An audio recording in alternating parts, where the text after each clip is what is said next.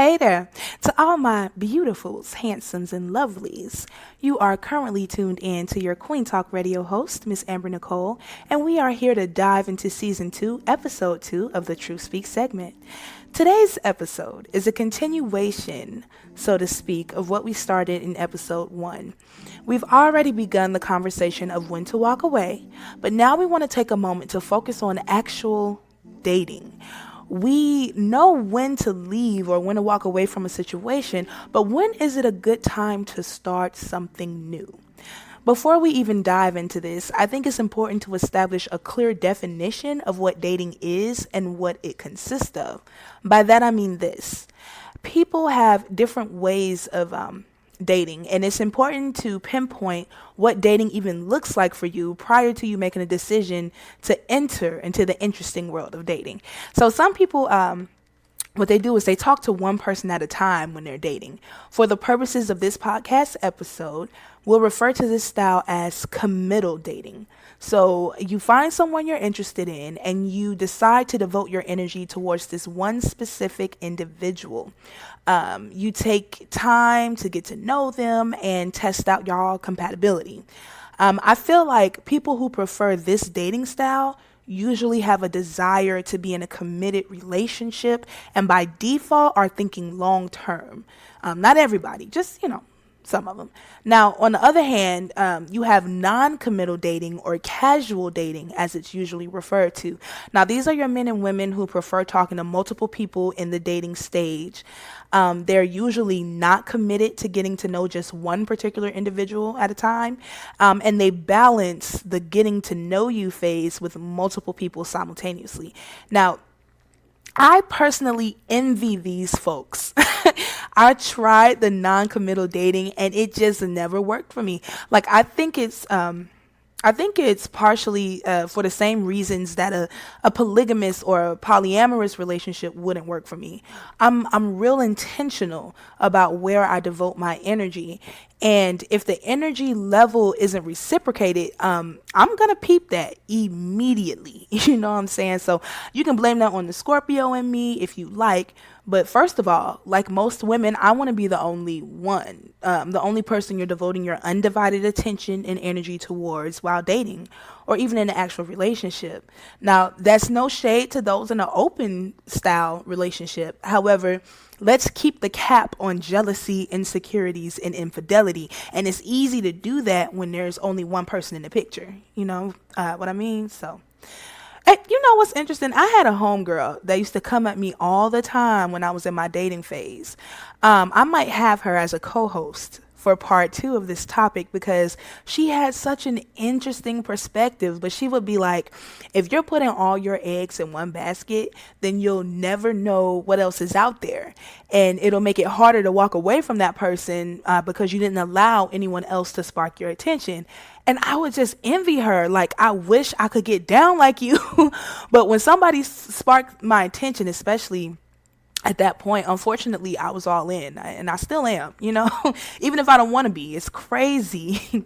But, that's just me. But back to dating. So once you establish if you're more of a committal or non-committal dater, then you have to ask yourself what's on the agenda.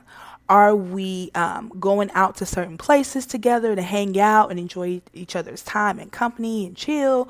Or are we only linking up at night? There is a clear defining line between dating and booty calls, okay? And this is where what should be the obvious question comes in. Are you allowing intimacy to be a part of your definition of dating? For example, some people date multiple people. And during the dating phase, and they decide to include sex in their compatibility tests.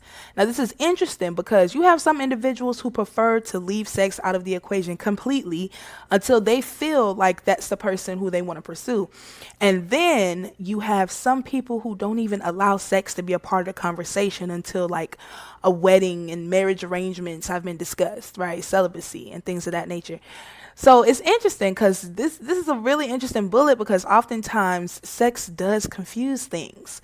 Many dating situations have transpired into full-blown relationships and family situations simply because sex was a part of the conversation during that dating phase. So let's face it. Sex does bring out the crazy in some people, especially if it's good by their definition.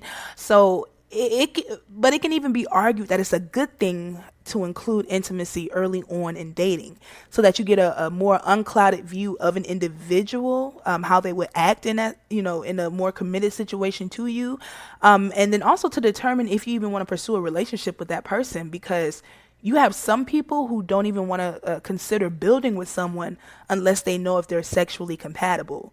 So, I mean, that's why I can't wait for part two of this topic, because I'm interested to know my listeners' perspectives and point of views on this subject. Okay, so once you've analyzed what dating looks like for you, it's time to decide if you're even ready to start dating. And many times, what we do is we jump into situations and the foundation is rocky, right? Because we're not ready within ourselves to even be in a relationship or even welcome the idea of dating in that season.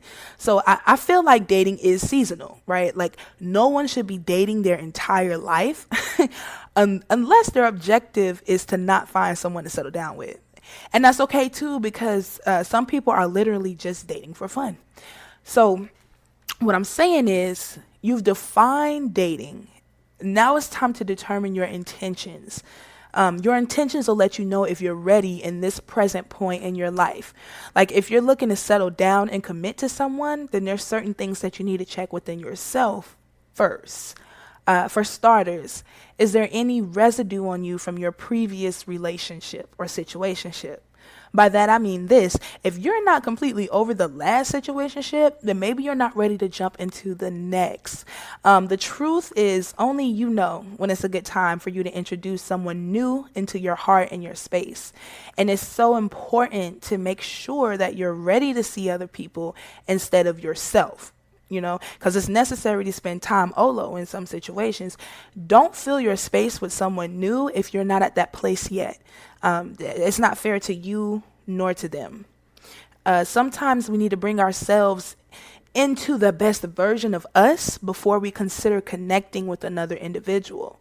That, we oftentimes require from others the very skills and abilities that we lack ourselves. Okay, so when you consider what qualities you're requiring from a partner, you may need to ask yourself if you're actually ready to receive or reciprocate some of those things. For example, right, I can't expect you to have it all together if I don't have at least some of it together myself. And that's what we do wrong a lot of times.